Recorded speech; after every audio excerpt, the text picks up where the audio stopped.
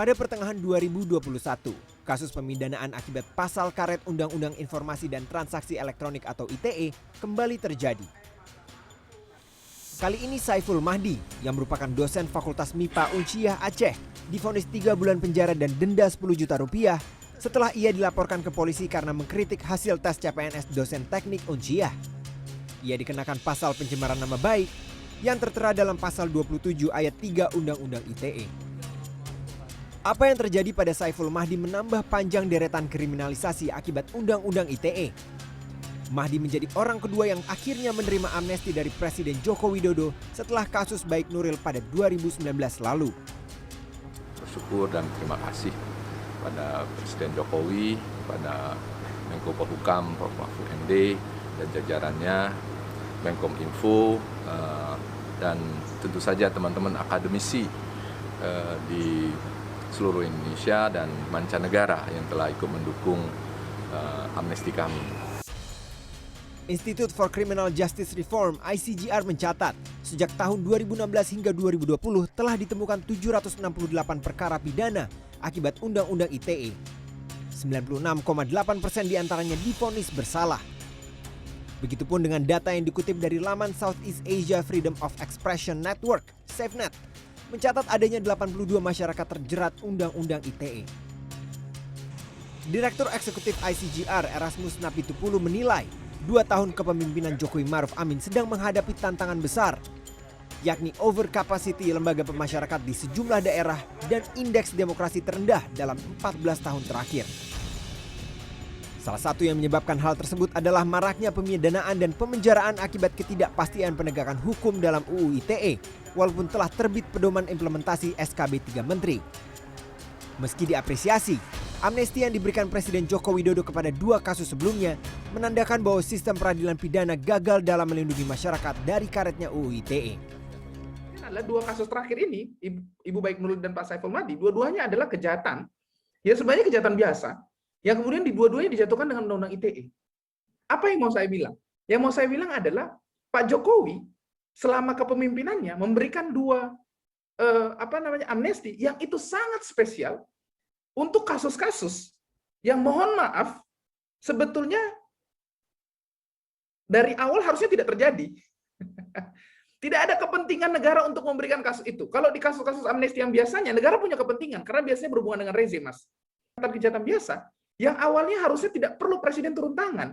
Cukup polisi, cukup jaksa, cukup pengadilan. Tapi lembaga-lembaga sistem ini, sistem peradilan pidana ini gagal untuk memberikan hak itu kepada Pak Saiful Mahdi dan Ibu Baik Nuril, hak sebagai warga negara untuk dilindungi. Sistem gagal sehingga Pak Jokowi harus turun tangan. Sejumlah pedoman implementasi pasal yang dinilai bermasalah dalam Undang-Undang ITE meliputi pasal 27, 28, 29, dan 36. Pedoman ini diharapkan dapat memberi perlindungan bagi masyarakat di tengah proses revisi terbatas UU ITE.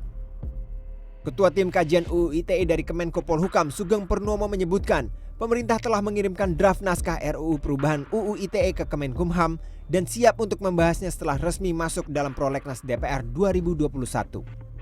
Dan DPR sudah menyepakati tentang prolegnas prioritas di tahun 2021 ini.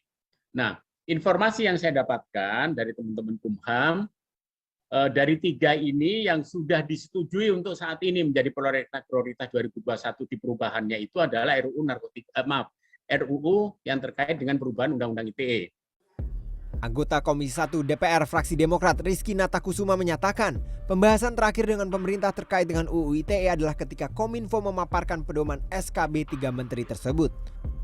Menyadari pedoman SKB 3 Menteri tak bisa selamanya dijadikan dasar hukum, Rizky berharap rapat bersama pemerintah dapat segera digelar usai agenda reses DPR 8 November mendatang.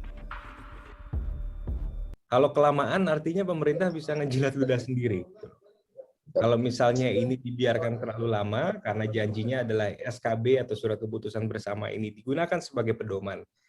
Sementara sampai nanti dalam jarak dekat-dekat ini ada revisi secara terbatas, tentu kami di DPR sedang masa reses, nanti masa sidang baru kami harapkan sudah masuk suratnya ke DPR, sudah masuk naskah akademiknya terkait dengan revisi undang-undang terbatas ini. ITE ini? 2 tahun masa kepemimpinan Joko Widodo Maruf Amin ditandai dengan masa kelam indeks demokrasi terendah selama 14 tahun terakhir. Lembaga survei internasional Freedom House merilis angka demokrasi Indonesia yang terus merosot sejak pada tahun 2017 yang lalu dilihat dari 2 aspek. Yang pertama, hak berpolitik, dan yang kedua adalah kebebasan sipil, di mana pada tahun ini Indonesia hanya menyentuh angka 59. Tak hanya itu, kebebasan di internet pun turut disoroti oleh Freedom House, di mana pada tahun ini Indonesia hanya menyentuh angka 48 dan terus merosot sejak pada tahun 2018 yang lalu. Stagnannya pembahasan revisi Undang-Undang ITE menjadi salah satu dari sekian banyak penyebab mengapa angka demokrasi di Indonesia terus merosot hingga kini. Presiden Joko Widodo dan juga Maruf Amin masih memiliki 3 tahun untuk menunjukkan keseriusan dan juga prioritas untuk melindungi masyarakat dari berbahayanya Undang-Undang ITE. Ausrion Dholu, Fadli Julian, Jakarta.